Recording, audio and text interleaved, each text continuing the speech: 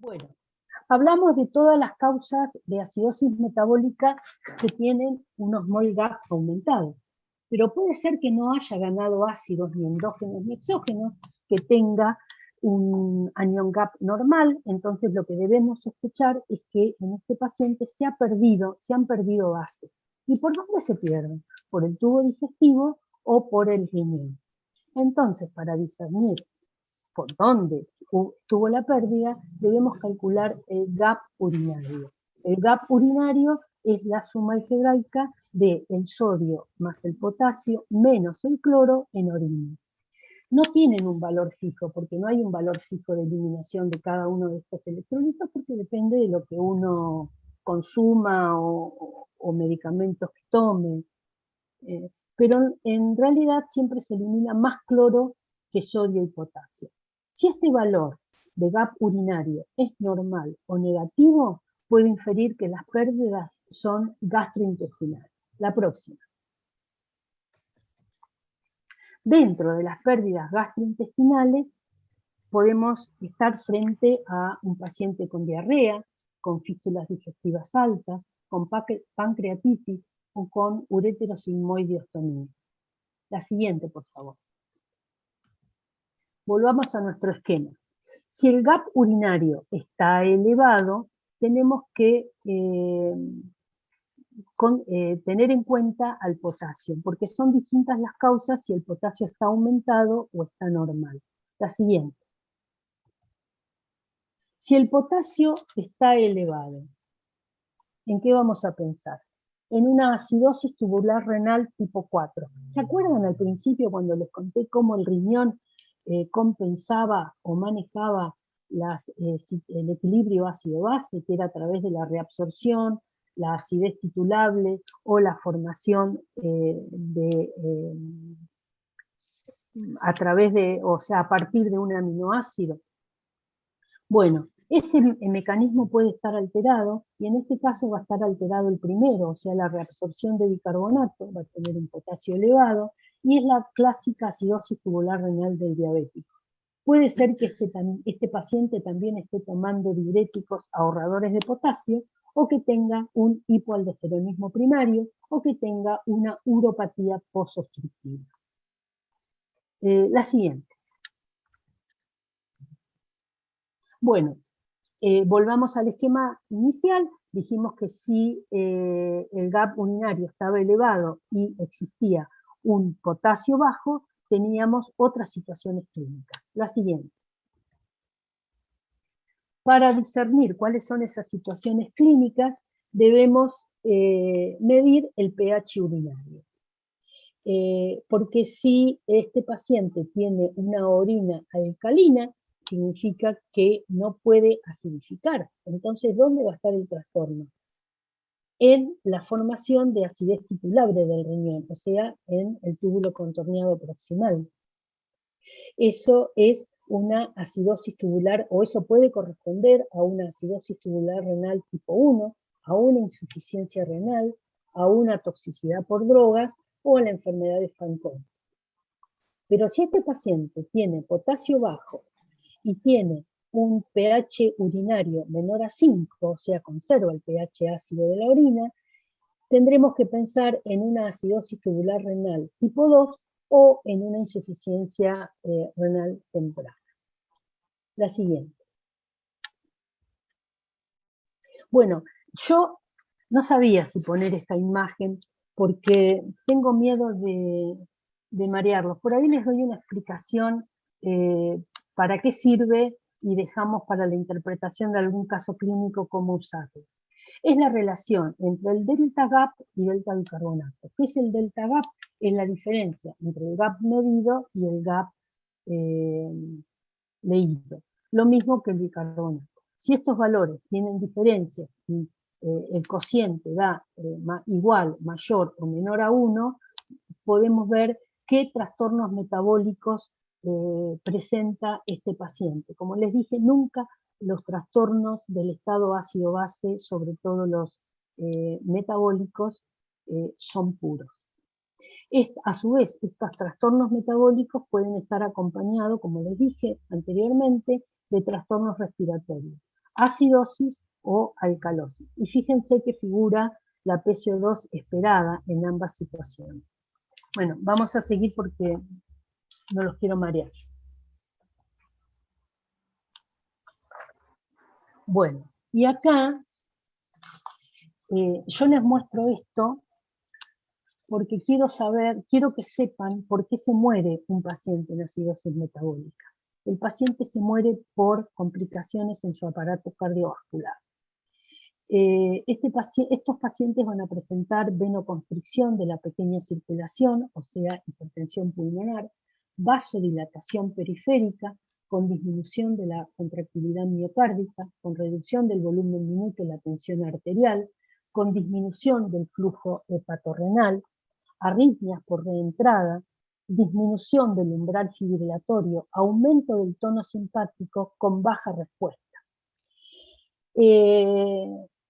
Este es el paciente a quien yo le voy a tener que dar inotrópicos, porque tiene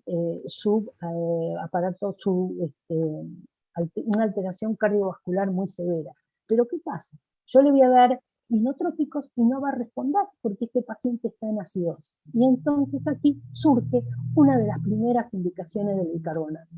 Se lo voy a dar independientemente del valor que tenga, porque si no lo saco de la acidosis, no le voy a poder resolver el problema cardiovascular que sí lo va a llevar a la muerte.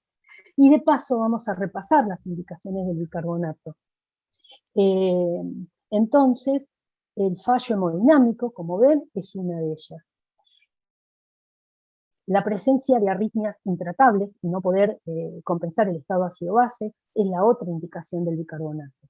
Y existen valores de laboratorio orientativos para el uso del mismo, como son el pH inferior a 7,10 o el bicarbonato por debajo de 5, o los cuerpos cetónicos medidos en sangre mayores de 10. ¿Por qué no hablo yo de los cuerpos cetónicos en orina? Porque si este paciente tiene una infección urinaria que tranquilamente puede provocarle un trastorno de su equilibrio ácido-base, van a estar aumentados los nitritos en orina y van a dificultar la lectura de los cuerpos cetónicos en ella. Existen otros trastornos relacionados con o consecuencias clínicas relacionadas con la acidosis metabólica, y una de ellas son las respiratorias. Como les dije, el aparato respiratorio va a tratar de compensar esta situación con uñas y dientes, aumentando la frecuencia y el volumen respiratorio. Puede tener disnea si tiene una patología pulmonar previa y va a llegar a la fatiga muscular. A este paciente probablemente lo tengamos que ventilar, y no porque esté en insuficiencia respiratoria, sino porque lo tenemos que ayudar a que pueda resolver el trastorno metabólico que tiene el paciente. O sea, esta es una indicación de ventilación asistida sin tener una patología respiratoria determinada. Existen otras consecuencias clínicas, metabólicas y del sistema nervioso central, pero las del sistema nervioso central, si tenemos un paciente grave o con deterioro del sensorio, o nosotros le provocamos un deterioro del sensorio para poder intubarlo, no las vamos a poder evaluar. Y las consecuencias clínicas esqueléticas tampoco las vamos a ver en el paciente agudo, como son la osteomalacia o las fracturas, porque se ven en los pacientes con insuficiencia renal crónica que acuden al carbonato de calcio óseo porque ya no le funcionan los otros dos mecanismos de compensación, y esto lleva a la osteomalacia y fractura. La próxima.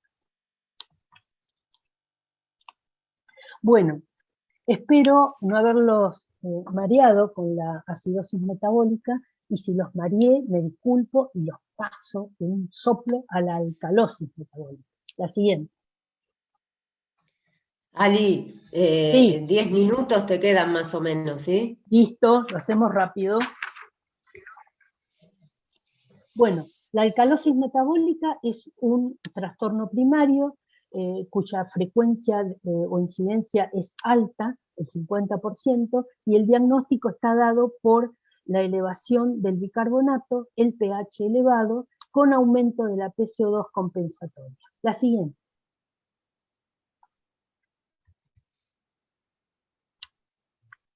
Bueno, Vamos a resumir la alcalosis metabólica con este algoritmo. Lo que vamos a tener en cuenta es el líquido extracelular y la tensión arterial de estos pacientes.